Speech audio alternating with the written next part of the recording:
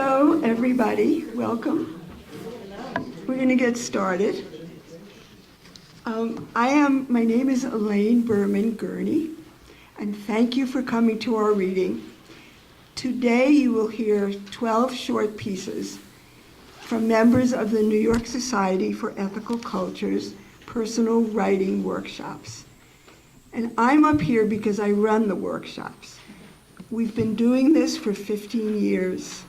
Some of the people you'll hear read today have been in one of the two workshops for that long, or almost that long. Some have come in, gone out, and come back again, and some have just started.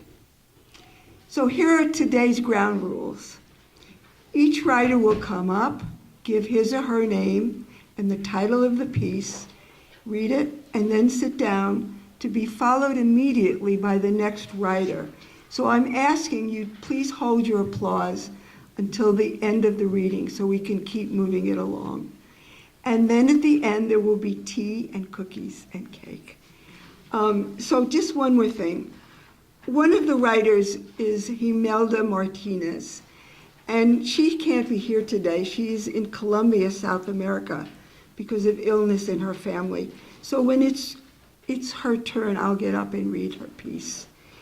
And we're going to begin now with Linda Bolt. Good afternoon. Linda Bolt, all alone by the telephone. Bugsy had been our cat for 9 years. Actually, he was Marty's cat, and Marty went to crazy lengths to cherish this wonderful feline. He would not go out in the evening if it would interfere with the cat's expected dinner time. He would keep the lights off and the TV low if the cat was sleeping.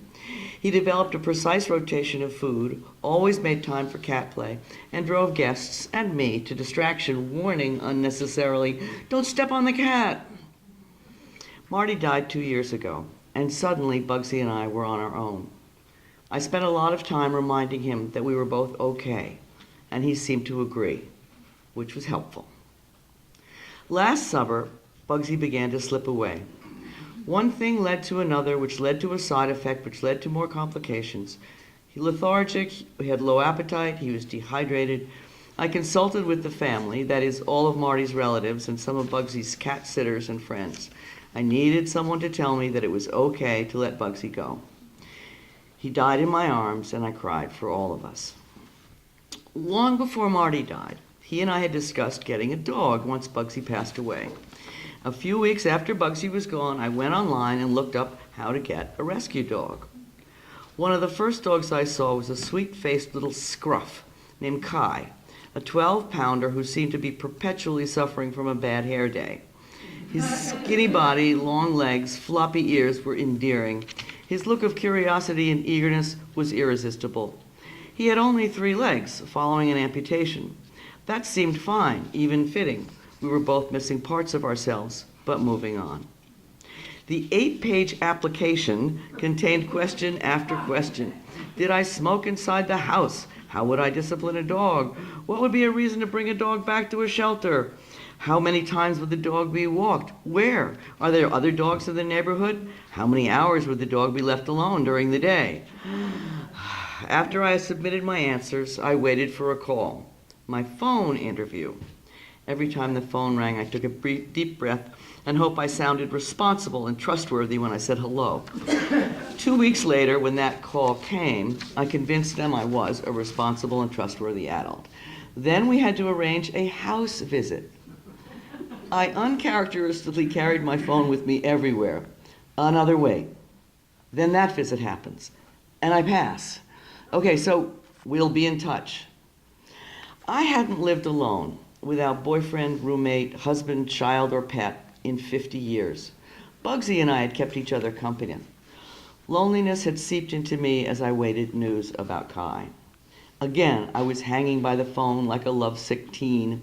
Meanwhile, I printed out his picture and hung it above my desk. I long for Kai, I dream about him. Checking my email every hour, obsessively charging my phone, waiting a week, 10 days. Then finally, he's yours. His foster mother will get in touch with you and you can go pick him up. Another phone call to wait for. Then, only 2 days later, his foster parent calls and, yes, I can pick him up tomorrow. I don't remember such excitement in anticipation of an event. It takes a couple of weeks for us to get used to each other. I haven't owned a puppy since I was 4, and that's 66 years ago. And Kai is a puppy, and he needs to run and run and run. And so far, I'm keeping up. Every day when we wake up together in my big bed, he paws at his ears and rolls over to get his belly rubbed. I'm sure he's just as happy to see me as I am to see him. There is a well of sadness and loss where Marty and Bugsy used to be. Yet there is also a source of love and joy, possession and possessed, where Kai is now. It's not balance, it's not harmony, it's life.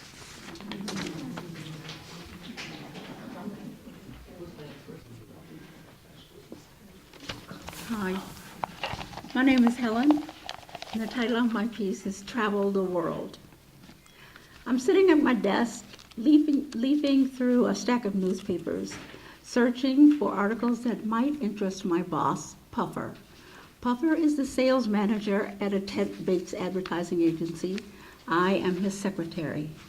My duties include, aside from screening his telephone calls, bringing his coffee, lunch, and opening his mail, buying birthday cards and Valentine cards for his girlfriend, taking shorthand, typing, and filing, is to go through each major newspaper searching for articles related to our accounts that Puffer should read. It's a slow day, so I'm leisurely drinking coffee and leafing through the papers when I see this ad. Travel the world. Be a flight attendant. Interviewing Saturday, April 3rd, at the Astor Hotel Ballroom. See you there. Puffer walks out of his office and says, "Hey, what's holding up the paper articles?" I said, "Look at this. Look at this ad. If you're not nicer to me, I'm out of here. I've always wanted to fly on a plane." Puffer said, "I'm not worried about you leaving. You won't get the job. The airlines have very strict hiring rules. One must be a certain height, certain weight, have 20/20 vision, no glasses, no regional accent, no visible scars, no blemishes, no pimples, not older than 25, straight teeth, must be an American citizen," and a lot of other stuff. My girlfriend applied and she was rejected. I bet I can get the job. I bet you can't. What's your bet? Name it. Okay. If I get the job, I want to have dinner at the 21 Club. I want to go to a play on Broadway. I want to go in a chauffeur-driven limousine. You've got it. I walked into the grand ballroom at the Astor Hotel. There are about 300 ladies seated, all blue-eyed blondes. Not one dark-haired person and not one black person. I knew I was in trouble. Puffer didn't say anything about black being a no-no. I was too embarrassed to walk out, so I took an application and sat down. Next, I was directed to Mr. Timothy, my interview person. He was soft-spoken and had a southern accent. Not quite relaxed, but now I was quite relaxed. Because I was sure I wouldn't get the job, I decided to be funny and charming and made myself interesting by making up hobbies like playing the guitar. Mr. Timothy loosened up a bit. He said, "We're almost done. I have one more question. Eastern Airlines is a southern-based airline. We've never had a black flight attendant. We all have many southern roots. How will you handle it if someone says something derogatory about your race?" I said, "I don't know. It would depend on what they say and how they say it and how my mood is that day. Sort of like the same I would handle it if somebody pinched me on the butt." Mr. Timothy smiled and he said, "You've got the job. When can you start?" I said, 2 weeks. He said, "Next training session is April 15th in Miami. See you there." Monday morning, into Puffer's office and sitting in his chair when he came to work. "I'm out of here." He said, "You're kidding, right?" "Nope, I got the job. Starts on April 15th. Puffer said, I'm available this coming Thursday night if you are free as well. Make reservations at the 21 Club, get tickets for a play you want to see, and I'll take care of the limousine. So the first black flight attendant to fly for Eastern Airlines went to her first dinner at 21 Club, went to see Tavares in a first chauffeur-driven limousine, soon to fly on her first plane flight. God is good, and a bit of a jokester. I think he smiled. P.S. Excuse me. This happened in April 1965. President Lyndon Johnson signed the Civil Rights Bill in July 1964. Part of the bill insisted that any corporation receiving financial benefit from the government must integrate immediately. The airline industry got financial benefit in addition to for transporting the mail, the people also for transporting the U.S. mail. Eastern Airlines was one of the first ones to jump on board. Also, Eastern charged itself with hiring dark-skinned blacks, not light-skinned. They needed the integration compliance to be obvious. In walks Helen Anderson. Not too fat, not too short, no glasses, no pimples, no regional accent, and just the right shade of black. Perfect. Mr. Timothy got lucky. He got me. So did I. I got President Johnson, Mr. Timothy, and Eastern Airlines.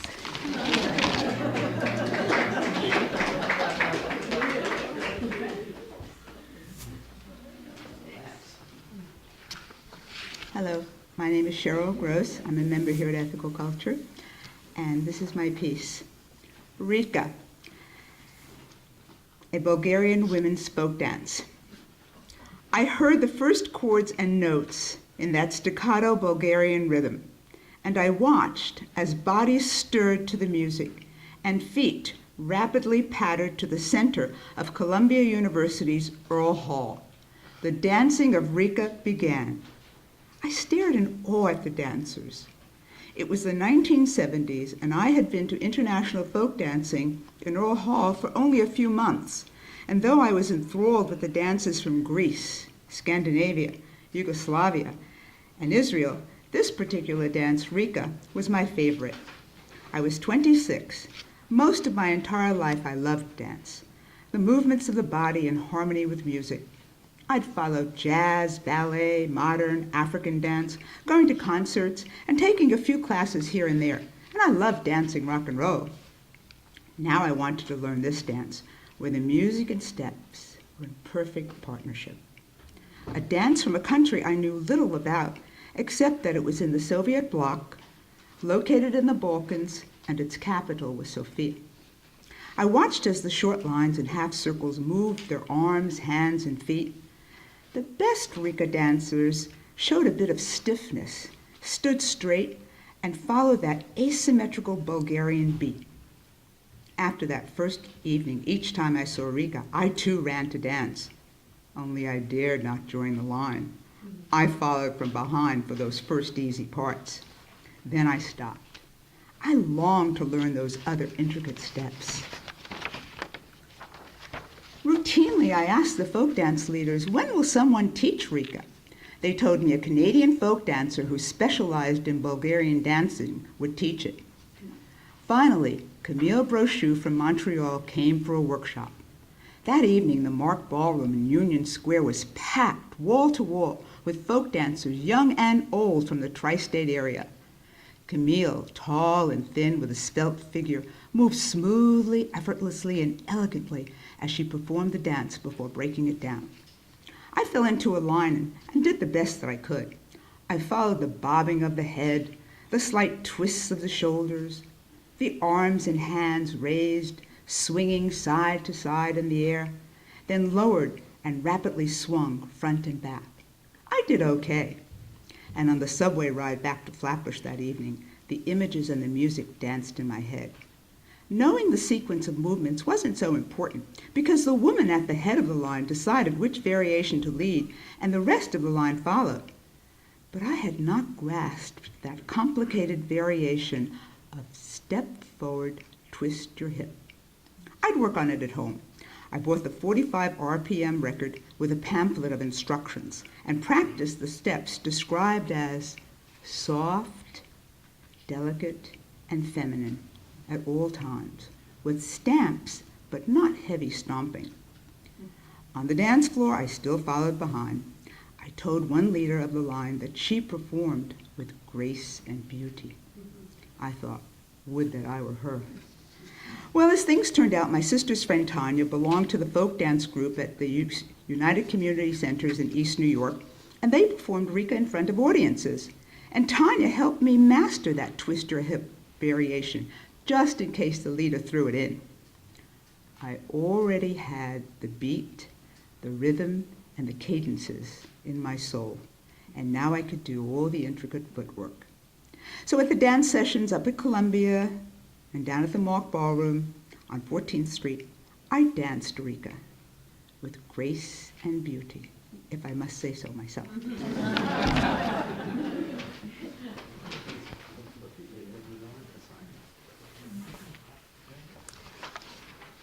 I'm Mary Houts, and my title is Empathy for Some, but Not for Others.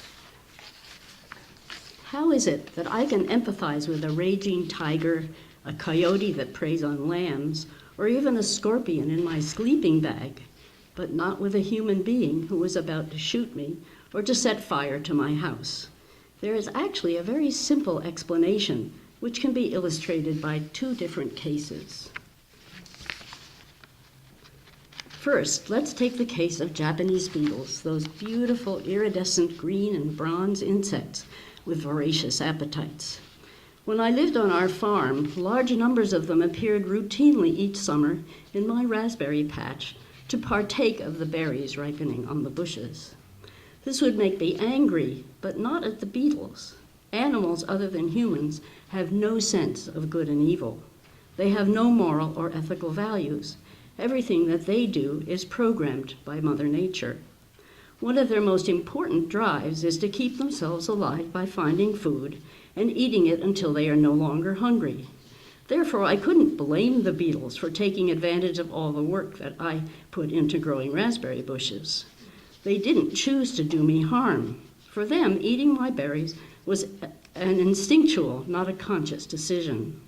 Thus, with the help of anthropomorphizing, I can empathize with the pleasure that Japanese beetles must feel as they go cruising around through the summer air with a crowd of their siblings, and how they must enjoy eating, without compunction, a treasure trove of juicy red raspberries when they come upon them in someone's garden. Secondly, let me examine the case of the pipe fixer in the basement. One day in 1976, I was in the basement workshop of an old school building in Harrisburg, Pennsylvania. I was silk screening a picture of an eagle on the top of large cardboard boxes so that they would be ready to hold materials for bicentennial projects that I had developed for the school district's Title I remedial reading classes. A plumber was fixing the many aging pipes in the adjacent furnace room. Unfortunately, he took full advantage of the fact that he and I were the only ones in that basement that afternoon. He sneaked up behind me, grabbed me around the chest, holding me tight against him, while he began to try to reach inside my blouse. I was frightened, but I was also furious. I struggled, yelled at him to stop, squirmed out of his hold, and he backed off. I went upstairs and told some of the people in the office what had happened. They just laughed it off as though it had no importance. This was 1976, and people didn't pay much attention to things like that. I was stuck with my problem. I had to finish silk screening the boxes so I could deliver them to the Title I classrooms the next day. And it looked as though the pipe fixer was going to need to spend all afternoon in the basement also. I figured that there was nothing to do but to go down to the basement again, finish my job, and hope for the best. Nothing happened until I had finished the silk screening and was cleaning up. Then he snuck up again, but luckily I again managed to escape without physical harm. So why was I angry at the pipe fixer, but not at the beetles? Because human beings are not programmed like animals to live their lives in a certain way. Most humans have at least a rudimentary understanding of the difference between good and evil. Most have, at least in some way, been introduced to moral and ethical values. In my mind, the pipe fixer had consciously chosen to accost me, even though he must have known on some level that it was wrong. I could not empathize with the pleasure that he must have gotten from grabbing me. I could not even find empathy in my heart for the possibility that for some reason it might not have been his fault that he couldn't control the urges which made him need to do harm to another human being in order to satisfy himself.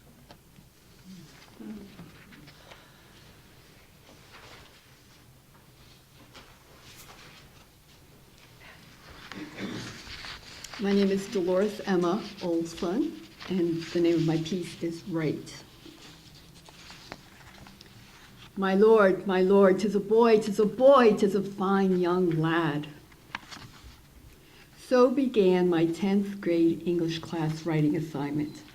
On the paper in red, Mrs. Mayberry wrote, "You write very easily, keep it up."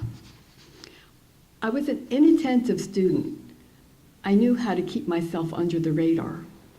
My focus was to defy authority. Nobody was going to tell me what to do. I tucked Mrs. Mayberry's empowering comments into a file in my ever-expanding memory bank and promptly went back to pretending that she didn't exist. I had let my radar down. I had let her see me. That weekend, I surprised myself when, most likely still under the adrenaline rush of Mrs. Mayberry's extraordinary comments, I showed the assignment to my sister's boyfriend, Jim, who was a senior and had just been accepted to Villanova. I don't know what possessed me to show him my writing. I was terrified. I knew it was good. I hoped he would like it. Maybe I just needed a second opinion, his opinion, a fellow writer. Jim graciously gave me positive feedback and suggested that I write a character sketch as a daily writing exercise. I listened to him in awe, and with every fiber of my being, I silently vowed to do this. But I never did. During the fall of Jim's first year at Villanova, he was diagnosed with bone cancer. He died just before Thanksgiving of the following year, 3 months after his leg was amputated. Jim was a beautiful human being. He earned money for his college tuition by stocking shelves in a grocery store and by playing the accordion in a trio with his father and uncle. Jim was a history buff and painted metal models of military men, accurately representing the details of the uniforms of various British regiments. He also painted battle scenes and victory parades on plates, both large and small. One Christmas, he gave my sister a leather-bound book of poetry by P.B. Shelley. I was so envious of this. But my sister was much more delighted with his gift of a tasseled red leather shoulder bag. Jim was creative, kind, industrious, intelligent, and he loved my sister. He was 20 years old when he died 59 years ago. Why did I show him my writing? Why was he so kind to me so long ago? I never would have shown him if not for Mrs. Mayberry, who always looked to have the weight of the world on her shoulders, who sincerely tried to hold her students' attention, but could not. This pensive, weary, middle-aged woman encouraged me a very long time ago. The stars aligned for me that week. Out of the darkness, two people whispered, "Right, right, right." I hear them still.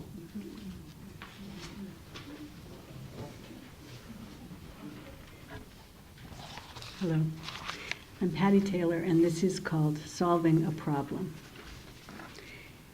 As a theater producer, my job was to make deals, solve problems, and put out fires.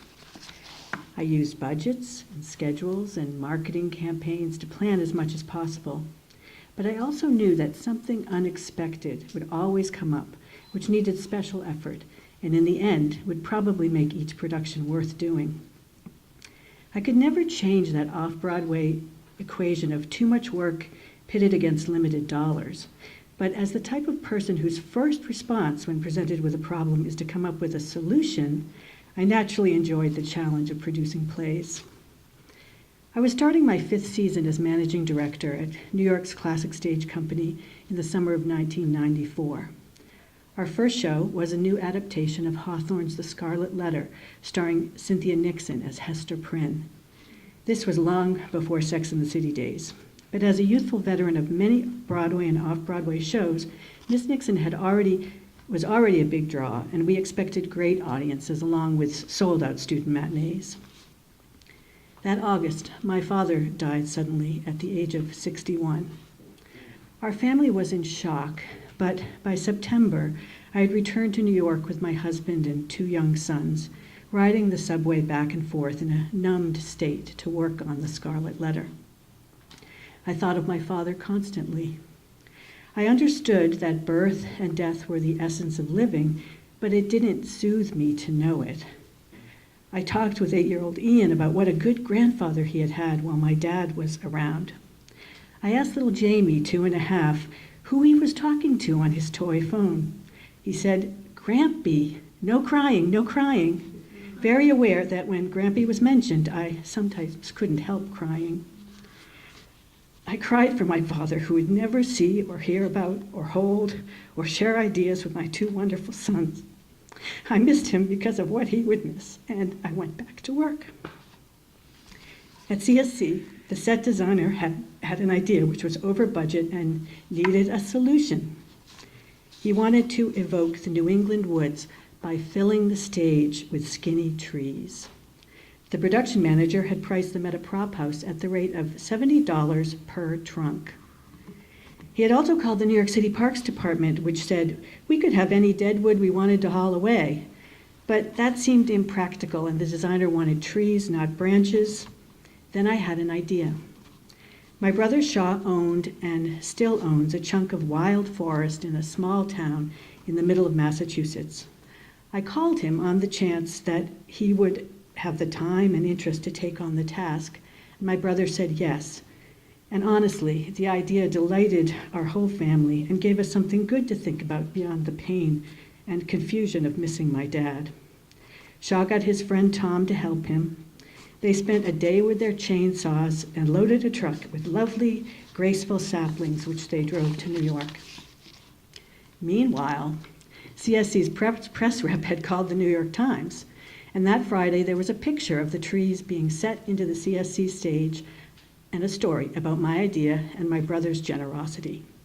New York Times, October 7th, 1994. Then the company's managing director, Patricia Taylor, had an inspiration. Her brother owned 100 overgrown acres in Massachusetts, practically in Hester Prynne's hometown. She asked him to round up his friends.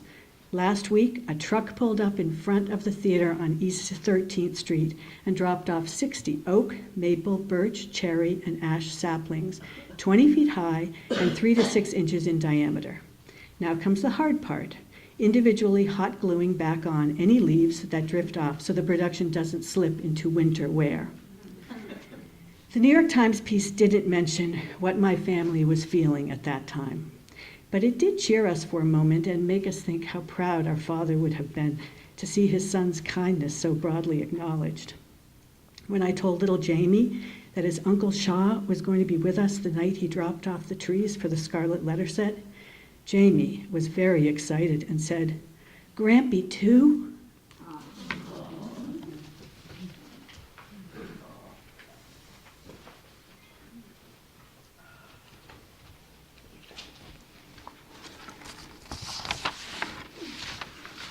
Muriel Berger. I'll try it. I dialed carefully. Bob, it's me. I just heard from the doctor's office. The rabbit died. Oh, I'm sorry. Don't be sorry, that's good news. It'll be due in late August. So began my, I'm not really sure about this, pregnancy. I was looking at about 8 months of a multitude of changes. In just the ensuing few weeks, the smell of coffee, which I love, made me nauseous. Never had morning sickness unless I smelled coffee. I started thinking about how a complete and total change in my life awaited me. This was many years ago, and we both operated in the traditional gender roles of the 20th century. I would be full-time mother, which was actually what I wanted to do. The pregnancy progressed. The larger I grew, so proportionately grew my inclination to just change my mind and forget the whole thing. It was a feeling very similar to what I felt atop the Cyclone roller coaster in Coney Island, just before its first plunge. I changed my mind, I want to get off. But alas, it doesn't work that way. There was only one way out. We continued. At 7 months, it was best not to drop anything. I'd have to find someone to pick it up for me. Bending from the waist was undoable. Then came my short-lived black magic period. Because I was considered an elderly prima para, a woman 35 or older giving birth for the first time, my doctors saw me every 2 weeks rather than the usual once a month. One morning, I was showering, getting ready for an appointment, and noticed something peculiar. I smelled differently. I scrubbed again, same aroma. Okay, I moved on. I left the apartment and hailed a cab on Hudson Street. As I opened the door, I saw a large fly buzzing around in the back seat. I sat down, and almost immediately it fell dead on the back seat next to me. I brushed it off the seat and started to feel creepy. I got to the doctor's and gave the nurse the urine specimen I'd brought. As the doctor was examining me, the nurse came in and said something very quietly to him. He excused himself and went with her. When he returned, he said that she thought she had detected albumin in my urine, which could have indicated toxemia in pregnancy, a possibly dangerous situation, but it was nothing. However, the events of the morning would be on my mind and in my feelings the rest of the day and night.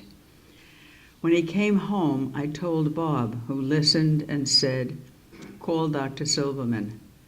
I feel foolish. If he's worth his salt, he'll listen to you and respond. I called, he listened, without saying a word until I finished. From the shower to the toxemia. And then he said, "Muriel, you're pregnant. Your hormones are changing, and you might very well bring about a change in aroma." That fly would have died with or without your being in the cab. Trust me on that. Next, do you really think that if there was any chance of toxemia, I would have let you leave the office? No, you would be in New York Hospital right now. And last, Muriel, and this is probably the most important part, Rosemary's Baby was a book and a movie and nothing else. This last sentence broke the spell I'd put myself under. Science and reality replaced deviltry. This was the first of 2 comments Dr. Silverman had for me. The second was, "If you think this part is difficult, wait till you raise her." How right he was. But oh, was it ever worth it?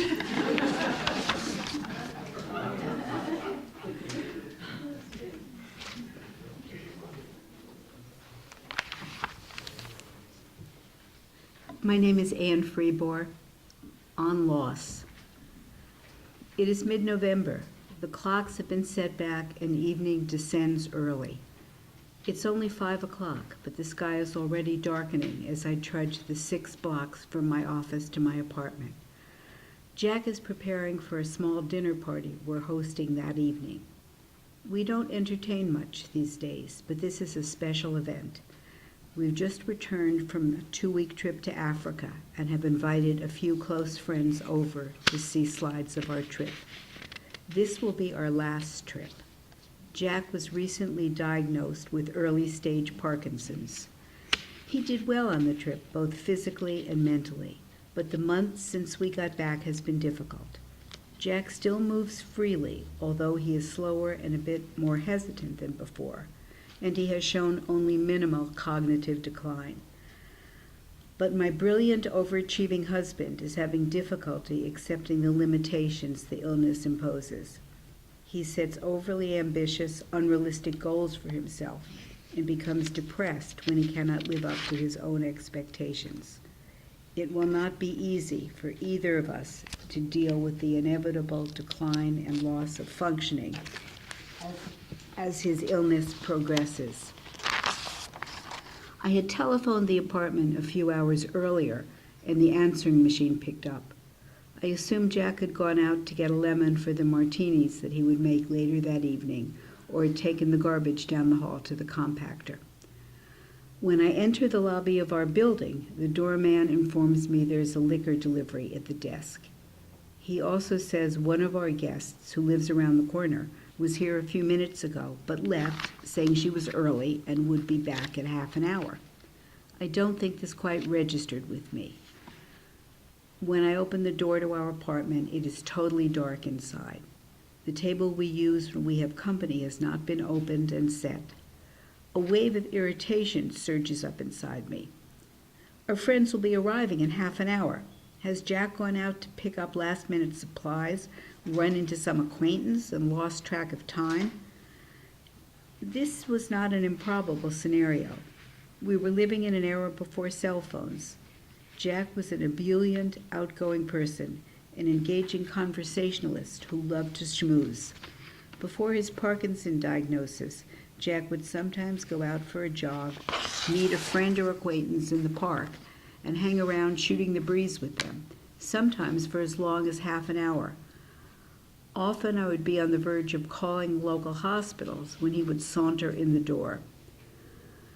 But this time he does not saunter in. Perhaps he's sleeping, I think, but the bedroom is empty. I run through the apartment, turning on lights, calling out his name. I find him lying on the floor alongside an overturned treadmill in the small front room where we keep our exercise equipment. What happens next is fragmented and confused. EMS comes quickly and pronounces Jack dead. They leave him lying on the floor in the front room and tell me that his body needs to remain there until the medical examiner arrives and determines the cause of death. Meanwhile, our friends arrive and help me negotiate the red tape involved when someone dies at home. Next, 2 policemen arrive. They're helpful and sympathetic. They tell me that if Jack's personal physician will sign the death certificate indicating the cause of death, he can be moved to a funeral home. Otherwise, the body will be taken to the morgue where an autopsy would be performed. I called Jack's doctor and arranged for him to contact the medical examiner about the death certificate. The undertaker comes and takes Jack to a nearby funeral home. One of our friends spends the night with me. By the next morning, Jack's brother and sister have flown in from faraway places, and my best friend, who lives in Boston, has also arrived. We all go to the funeral home to make arrangements for the service and burial. When we return from the funeral home, I look for my address book so we can let people know Jack is dead. I cannot find it. After a frantic search of the apartment, I call the funeral home. I must have taken it with me when I made the arrangements and left it there, but they can't find it either. I'm always losing things. My keys, my glasses, important things that I need to get on with my life. They are found or get replaced. But Jack will not be found or replaced. This is a loss that cannot be undone.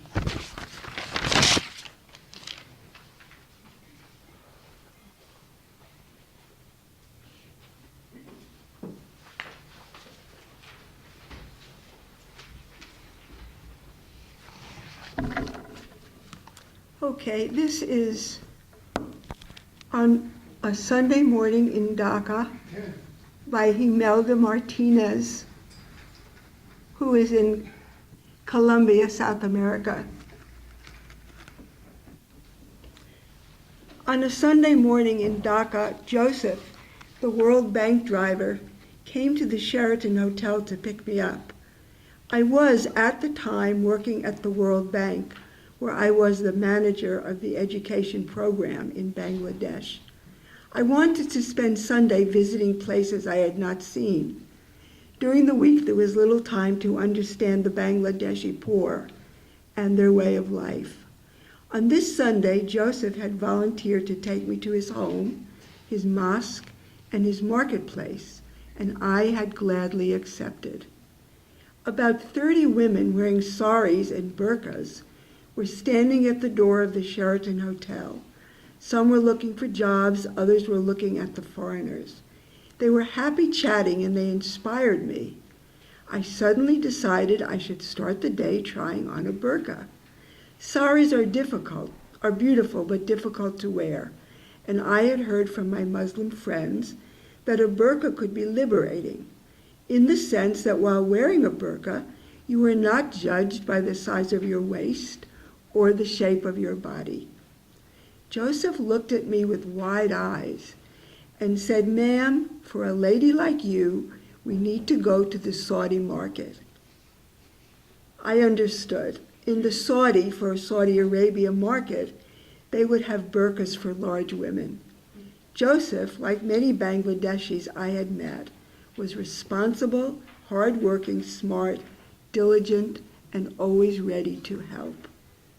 Joseph parked his car and came into the market, leading the way and walking as fast as possible.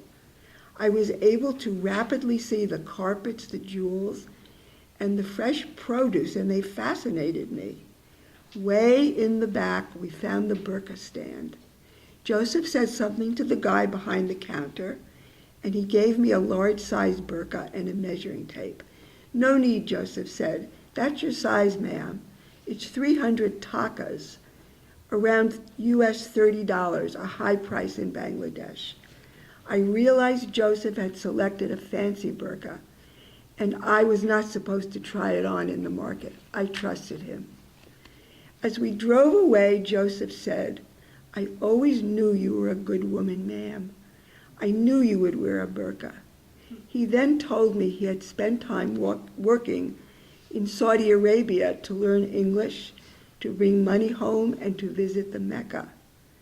To get to Joseph's house in the suburbs in Dhaka, we left the car at the end of a paved street, and we took a rickshaw, a three-wheeled bicycle car, for about a half hour. On the way, we discussed the floods, and he told me how every year his fish pond would be carried away by the water, and how his family had to spend some months away from home when the river expanded and covered everything they had. Joseph's house was a 10 feet long wood and bamboo hut, surrounded by similar huts, and standing on sticks in the water. In the back of the house, and enclosed by bamboo sticks, sat the fish pond that Joseph had mentioned. We entered the house. It was dark inside. I managed to see the pots and pans hanging from the ceiling, large pieces of colorful clothing hanging on the walls, and small stools next to the wood fireplace on the ground.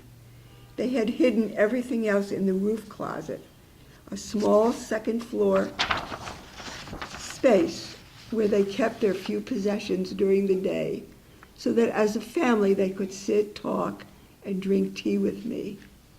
Joseph's kids, who were 7, 6, 5, and 4 years old, gladly volunteered some words in English. Joseph's wife, Fatima, was busy preparing and serving tea. She was wearing her fancy burqa, so I never saw her face. She welcomed me with enthusiasm, and while raising her hands, she thanked God for bringing me to their home. I had culture shock when she bowed and touched Joseph's feet, but I realized it's a traditional sign of respect among some Muslim communities. Neighbors asked a few questions. Did the World Bank have jobs for them? Was the World Bank going to help them during the floods? Would there ever be a hospital in the neighborhood? Saying no was hard. It was hard on that specific day. And it was hard on the following days when I thought about them, and for days could not get them out of my mind. Back at the hotel, I gradually realized I knew very little about Bangla culture and beliefs. But more importantly, I also realized how difficult it was for the World Bank to meet the needs of the Dhaka poor in any visible way. Our reach at the time was limited, and if at all, it reached the very poor in a very indirect way. Fortunately, Bangladeshis have been able to help themselves, and today Bangladesh is one of the prosperous, rapidly developing South Asian countries.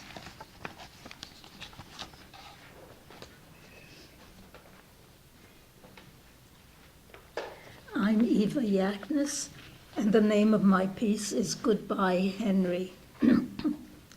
It was the last day of 2014 and the last day of Henry's 29-year tenure serving in the dining room of the Williams residence for seniors.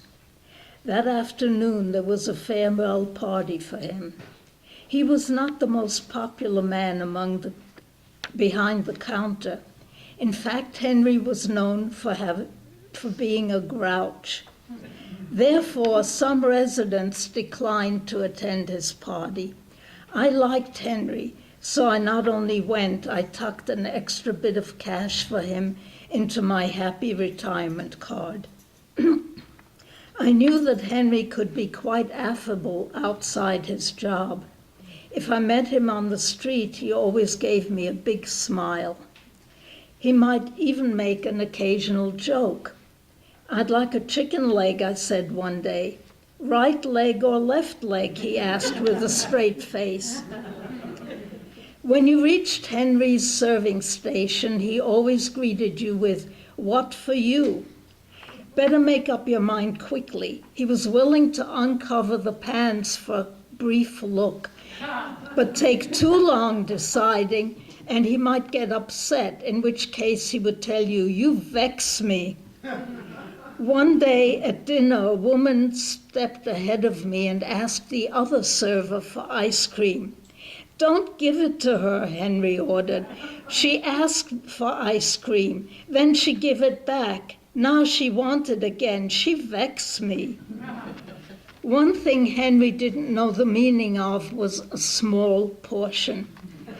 That was Maria's chief complaint. "Look at this. I asked for a little bit. See what he gave me." But then Maria doesn't like to eat anything but breakfast, so one shouldn't go by her. At his retirement party, Henry looked relaxed and happy, standing among some of the other kitchen staff. He was wearing his own clothes rather than work clothes. "I didn't realize how handsome he is," Julia said. "That uniform he had to wear didn't do him justice." Major Keats was in charge of the party. When it was time to serve the food, she announced, "Let's keep things orderly. Everyone whose birthday is in January or February, come up first." I waited patiently for the May-June group to be called. When I got to the serving table, I saw a delicious-looking assortment of foods and, of course, a big cake. Jim was cutting chunks of cake large enough to satisfy the biggest sweet tooth. There was fruit punch and eggnog, non-alcoholic, of course. This is a Salvation Army residence. While all this was going on, people were having their photos taken with Henry. Cell phones flashed away as various groups formed. It was clear that Henry had his fans as well as his detractors. "Henry's wife isn't here," Julia said. "How do you know that Henry is married?" I asked. "He's Jamaican, of course he's married," she replied. I was pondering this seeming non sequitur when another staff member came by. She confirmed that Henry is indeed married. I've been wondering ever since whether Jamaican parents arrange marriages for their sons or what other force is at work. I keep meaning to ask Julia, but I forget when I see her. When I left the party, Henry gave me a kiss and Julia a hug. I hope he's enjoying the warm weather in his house in Jamaica. Enjoy your retirement, Henry. Don't let anyone vex you.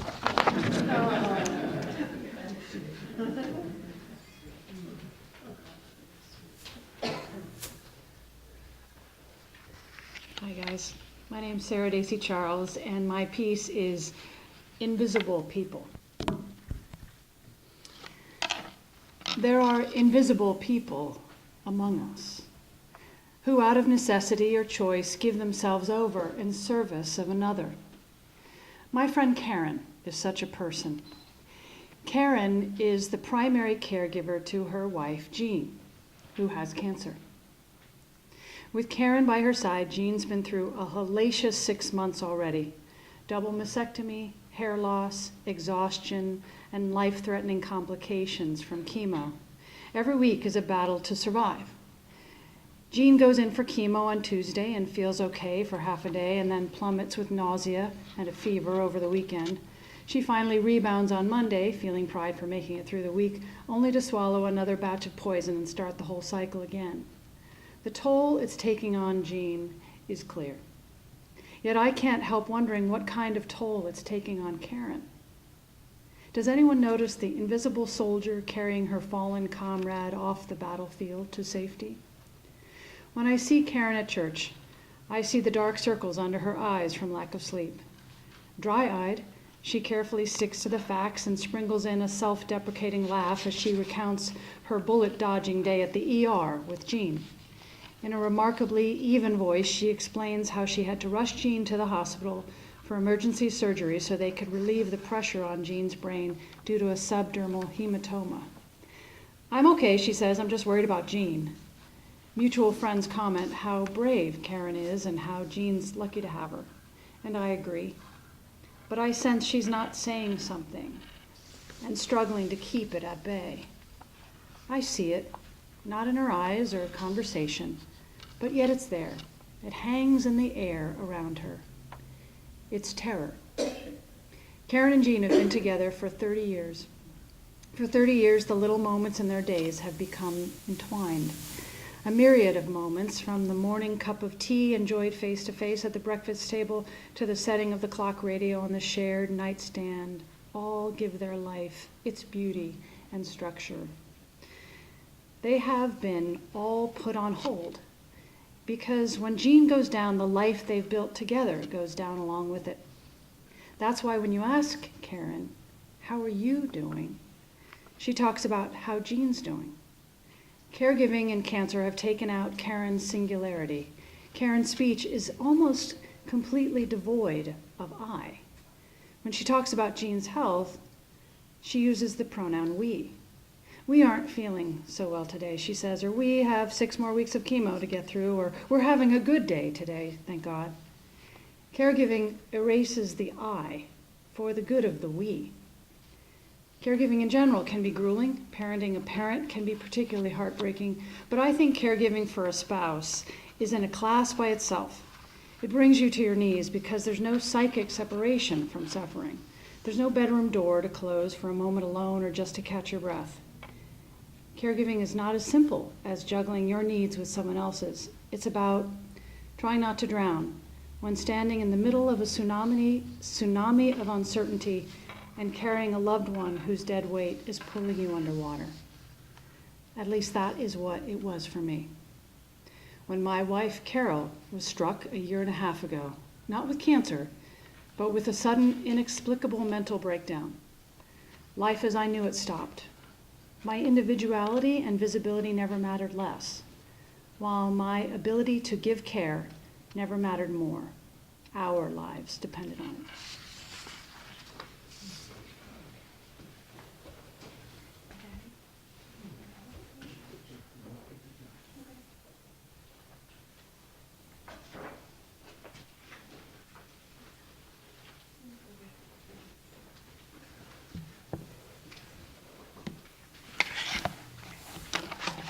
I'm Bob Berger. My article is called Hurricane.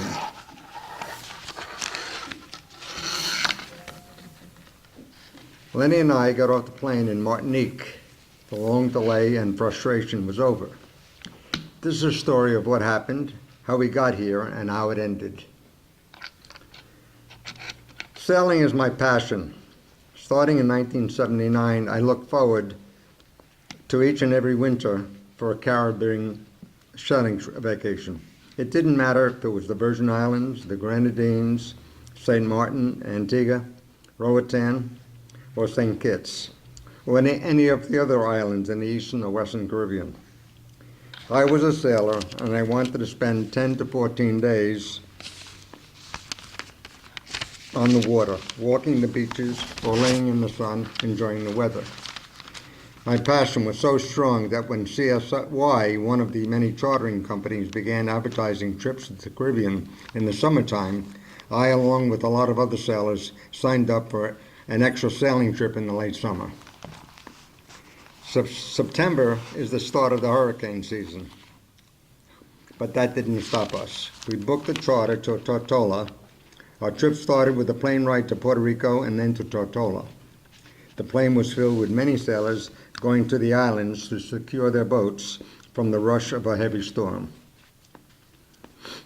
Or if necessary, they would take their boats out to the sea and ride out the storm by heading into the wind. We reached the marina on the island of Tortola and boarded our boat with our usual enthusiasm. But the news of the heavy storm became more of a reality. We started sailing and set out into the sea. But quickly, even before we lost sight of land, we returned to shore. Hurricane Hugo was on its way. We abandoned the boat at the marina. It later sank, and looked for a place where we would be safe. Dennis, one of our crew, owned a timeshare at a villa in the north end of Tortola. We headed there. Fortunately, it was off-season for timeshare vacations, and that meant all the houses were probably empty. The 6 of us stayed in Dennis's house. I had never been in the fury of a hurricane before. The winds were fierce, the rain was heavy and steady, and the noise the hurricane made was like a roaring sound. It was exciting, but at the same time, very, very scary. We feared for our lives. For the next 3 days, we stayed in the house and endured the force of the storm. The shingles were torn from the roof, the trees tumbled past the windows, and objects were relentlessly pounding the house and tossed all around. Only the passing of the eye of the storm did we temporarily have relief. We spent the next several days trying to figure out what to do. Tortola was flattened. Roads were not passable. There was no electricity, no communication, and no water. We spent the next 3 days trying to get off the island and get back to New York. The airport was shut down and there were no ferries running. We couldn't leave. We were victims of nature. After many attempts, we finally managed to get a flight to Martinique. Martinique was not in a hurricane's path. It would be there that we hoped to get a flight home. Somewhere between leaving Tortola and going through customs in Martinique, we got separated from the rest of our crew. It was now only me and Lenny. Lenny got through customs and was waiting for me in the main terminal. I was detained and sent to a detention room to be questioned. My airline tickets were from Tortola to Puerto Rico and then on to New York, with no mention of Martinique. I was in the country illegally. Martinique did not want to go through the process of making it legal. They booked me on an American Airlines flight, non-stop to New York, first-class seat, and a special escort service that bypassed the terminal and the gate and went straight to the plane. My passport was never stamped, and my travel plans never showed.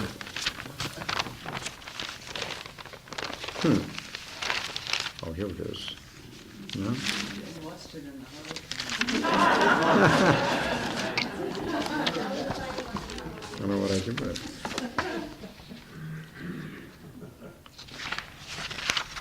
And my passport never showed that I was in Martinique.